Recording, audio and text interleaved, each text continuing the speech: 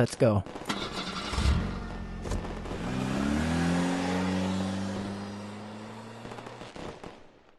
Hi hello welcome back to my channel.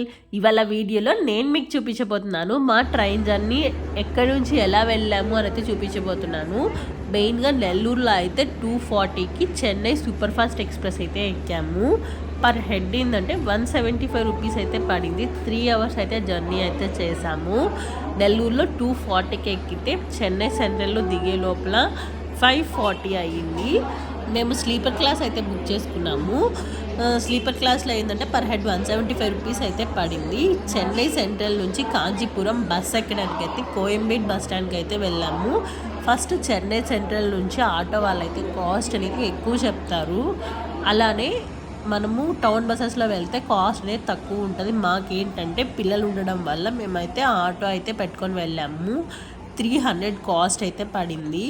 Chennai central నుంచి Koyambedu bus స్టాండ్కి 300 rupees అయితే పడింది, ఛార్జ్ చేశారు.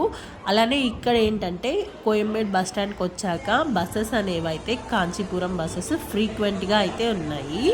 మేము ఇక్కడికి రీచ్ అయ్యే లోపల 7:30 అలా అయ్యింది. మేము 7:10కి అలా బస్ ఎక్కితే 7:30కి అయితే బస్ అనేది స్టార్ట్ అయ్యింది. పర్ హెడ్ ఏంటంటే 70 రూపీస్ అయితే తీసుకున్నారు. కానీ ఇక్కడ వీళ్ళు ఏంటంటే హన్షిక్ కానీ టికెట్ అడుగుతున్నారు. హన్షిక్ అయితే 3 ఇయర్స్ కానీ ఫుల్ టికెట్ అయితే తీసుకోవాలి అని అయితే చెప్తున్నారు. బస్ అయితే 7:30కి అంతా అయితే బయలుదేరింది. ఇక్కడ నుంచి 1 అవర్ 30 మినిట్స్ అయితే మనకైతే టైం అనేది పట్టింది. కొంచెం ఒక 10 మినిట్స్ అటు ఇటు ఎక్కువ అయితే పట్టింది. ఎందువల్ల అంటే ట్రాఫిక్ వల్ల అయితే మనకి ఒక 10-15 మినిట్స్ అయితే ఎక్కువ అనేది పట్టింది. ఆల్మోస్ట్ మేము కాంచీపురం బస్ స్టాండ్కి అయితే 9-10 అయితే రీచ్ అయిపోయాము. ఇక్కడ దిగాక ఏంటంటే మేము టిఫిన్ చేసుకొని కాంచీపురం అంతా విజిట్ చేసాము.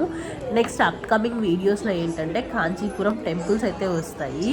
ఇంకెంతసేపు అలానే చూస్తారు. నా వీడియో కనుక నచ్చితే లైక్, షేరు, సబ్స్క్రైబ్ చేసేయచ్చు కదా. Thanks for watching.